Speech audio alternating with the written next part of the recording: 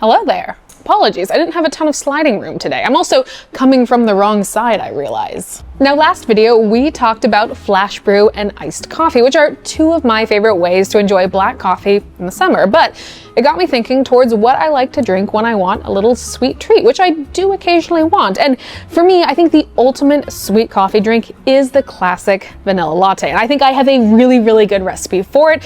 Frankly, one that will yield you a better result than most of the vanilla lattes you could ever get in a cafe. So I'm gonna share it with you here today. This is gonna be an easy, simple recipe. We're not doing anything too complex, but with a couple quick adjustments and technique changes, we are gonna end up with something that I think you're gonna like. So let me go get our ingredients and we'll get started. We're gonna start off by making our own vanilla syrup. This is a very easy recipe. I recommend making your own syrups at home because it ends up being a lot cheaper and you can also control what goes into it, which is important here because I have one secret ingredient here. To start off, into a carafe, a bowl, whatever you want to mix your syrup in, I'm going to add 200 grams of sugar. We're going to be making about 8 ounces or 240 milliliters of syrup today. However, you can scale up or scale down this recipe if you prefer. Now, I'll also be making a 2-to-1 syrup due to it having a higher viscosity than a 1-to-1 syrup. So this is going to help with the texture of our drink. Now, to make a 2-to-1 syrup, you just divide the amount of sugar you added by 2, and that gets your water weight. So 200 grams of sugar, that means we are adding 100 grams of hot water. This right here is water just off of a boil. I'm incapable of pouring without a spiral motion. You can just dump in your water. No need to spiral or do anything fancy. I'm just gonna stir this for about 15 seconds to get that sugar dissolving and also bring down the temperature of our syrup just a little bit, and then we'll add our vanilla paste.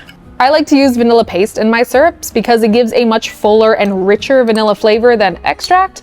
If you don't want to use paste and you want to use whole vanilla beans, I recommend using 2 scraped vanilla pods for this. But I'm right now adding 10 grams of vanilla paste. Once more, just give this a quick stir. Make sure all that vanilla paste is fully broken up. Now, the secret ingredient. It's not that secret, it's salt. We're gonna add salt to our syrup. For this amount of syrup being about 8 ounces or 240 mils, I'm gonna add just a scant half a gram of kosher salt. Just that much. It's a nice heavy pinch. In you go. Now, the reason that I'm adding salt is kind of twofold. First of all, salt is just a great flavor glue and flavor enhancer. Adding it to sweet things like, say, a chocolate chip cookie doesn't necessarily make the chocolate chip cookie taste salty, but it does just make it taste fuller and it really enhances all of that delicious sweetness and depth of flavor from the chocolate. And it works very similarly with coffee. Additionally, salt is usually what we use to balance bitterness. Coffee, even delicious, wonderful coffee, is inherently bitter. It is part of why we like coffee, but sometimes in sweet drinks that can be a little bit disjointed from the milk and syrup, and so salt acts as just a nice glue to round out the edges of our coffee.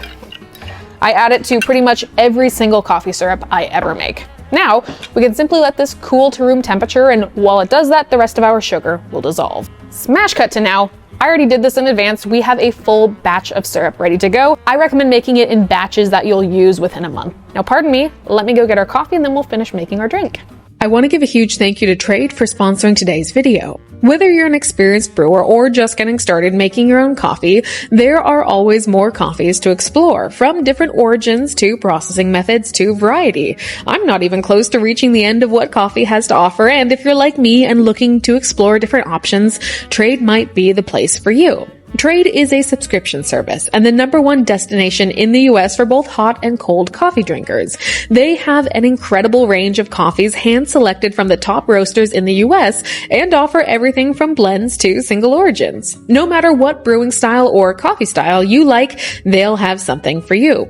Each bag is roasted to order and delivered fresh to your door with their first bag guarantee, which says that if your first bag isn't to your liking, they'll replace it for free. So, if you're ready to get started and begin brewing cold or hot, now is the perfect time because Trade is offering 30% off new coffee subscriptions at drinktrade.com/MDC. That's drinktrade.com/MDC to get 30% off your first subscription, or you can always click the top link in the description.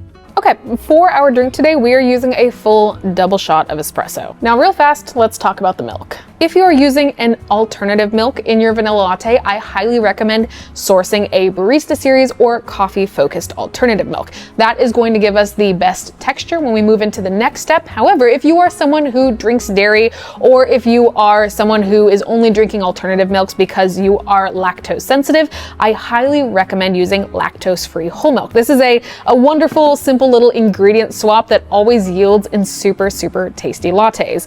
Now, the reason that I like using lactose-free milk is it is perceived as slightly sweeter than traditional whole milk. There isn't any added sugar in lactose-free whole milk, but lactose-free whole milk, gosh, say that 10 times fast, has the lactase enzyme added to it. And what that does is it breaks down the complex sugars in whole milk into simple sugars, and our taste buds perceive that as being sweeter. So you'll find that you can use less syrup and still get a really tasty, creamy result. The science behind why lactose-free whole milk is a little bit sweeter is super fun, so if you can make the swap, it can be worth it. Now, we are going to start by building our drink in a pitcher or the bottom of a Boston shaker or a separate cup before we pour it into the cup we are ultimately going to drink it with. I'm going to make this drink using my perfect ratios for a vanilla latte, but of course you can adjust any of these amounts to what you prefer. I'm going to start with half an ounce or 15 mils of our 2-to-1 salted vanilla syrup. Drop that right in there. And again, as I mentioned, this 2-to-1 syrup is going to have a much thicker viscosity than a 1-to-1, meaning we're going to have a little bit more of that syrupy texture in our final drink. Can you tell I'm a texture person? I think you can tell I'm a texture person. Double shot of espresso. Using a nice medium roast, just chocolatey house blend here. I'm then going to add about 5 ounces or 150 mils of our lactose-free whole milk. Now here's the thing that makes this super delicious. Instead of just stirring this and then pouring it over ice or anything like that, we are actually going to aerate this mixture prior to pouring it on ice. You can do this 2 different ways. If you have a cocktail shaker, you can shake this with ice and then pour it over fresh ice. Or if you are someone who has any sort of these like little handheld milk frothers, these are the ultimate iced latte tool. We are simply gonna take our latte, turn on our frother, and give this a good whisk, making sure that we are frothing near the top of the milk.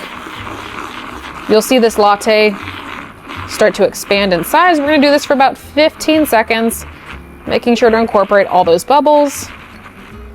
And then at the end, we're gonna have something that is just so creamy. You can see all of that texture and air in there. And additionally, the espresso and syrup and milk are also so much better emulsified than they would be if you had just stirred this drink or built it in your cup.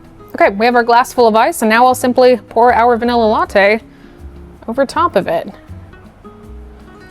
Oh my gosh.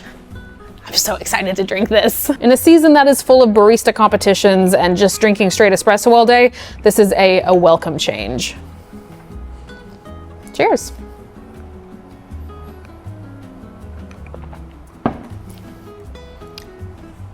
It's so good. Without fail, it tastes like melted vanilla ice cream, and so much of that is from the overall texture of this, which is just, I was gonna say the word sublime. That feels a little bit cheesy, but it was the first thing that came to mind. Now again, we didn't do anything too crazy here. We added a little bit of salt to our syrup, and we gave it a good frothing, and we used lactose-free milk. And those 3 things together make something that is so much greater than the sum of its parts. This is a really delicious recipe, and I hope you get a chance to make it at home as well. So with that, I'm gonna go sip the rest of this. My name is Morgan. You can find me here on YouTube, usually once a week plus shorts, or on TikTok or Instagram almost every single day. I have a book coming out later this year called Coffee for Here. If you want to pre-order that, it is full of recipes like this, but also tons of just coffee brewing and technique info as well. So I will link that down below. I hope you all have a great day. We'll see you next time. Bye everyone.